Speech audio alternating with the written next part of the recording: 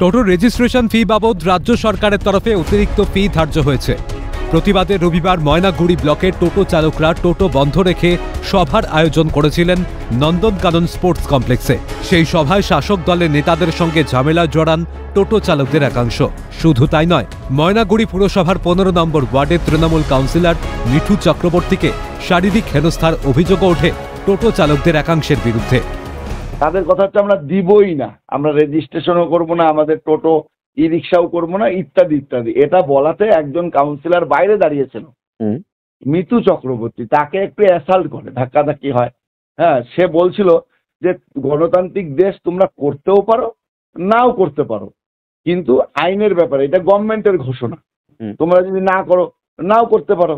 কিন্তু বাইরে থেকে বহিরাগত কিছু লোক, এরা তৃণমূল করে না, কারণ তৃণমূলের কৃষ্টি কালচারের মধ্যে এটা পড়ে না। কারণ মাঠ ভর্তি প্রায় হাজার হাজার টোটো চালক ছিল, তাদের সাথে কোনো সমস্যা হইল না। অথচ ওয়ালের বাইরের লোকরা, তারা কোন দলের, তারা ভিতরে এসে সমস্যা তৈরি করলো হুট করে। বক্তব্য যখন শেষ, তাদের দাবিগুলো পাঠ করে শোনানো হচ্ছে, একসেপ্ট করা হচ্ছে, তখনই এই সমস্যাটা হলো। পাল্টা টোটো চালকরাও তৃণমূল নেতৃত্বের বিরুদ্ধে মারধরের অভিযোগ তুলে সরব হয়। আপনারা কি নিজেদের দাবি নিয়ে গেছিলেন? নিজেদের দাবি নিয়ে গেছি। আমি কি আলোচনাটা কি 50 টাকা আমি দিব না? আলোচনাটা কি তারপর মানে শেষ হলো ওখানে? আমি বললাম আমার 1750 টাকা দিব না, আমি হাত দেখে বলছি। তারপর কি মিটিংটা বন্ধ হয়ে যায়? আমাকে ফট করে হাত দিছে পার্টির লোক, টিএমসির লোকে হাত দিল। মিটিংটা বন্ধ হয়ে যায়, তারপরে ওর মধ্যে বন্ধ হয়ে গেছে, ওখানে বন্ধ হয়ে গেছে। শ্রমজীবী মানুষকে কথা বলতে দিতে চায় না তৃণমূল, দাবি সিআইটিইউ নেতার।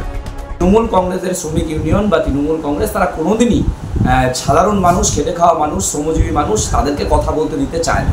ফলে এটাই হচ্ছে তার বহিঃপ্রকাশ। তাদেরকে কথা বলতে দিতে চাইছে না, তাদেরকে চাপিয়ে দেওয়ার চেষ্টা করছে সরকারের সিদ্ধান্ত।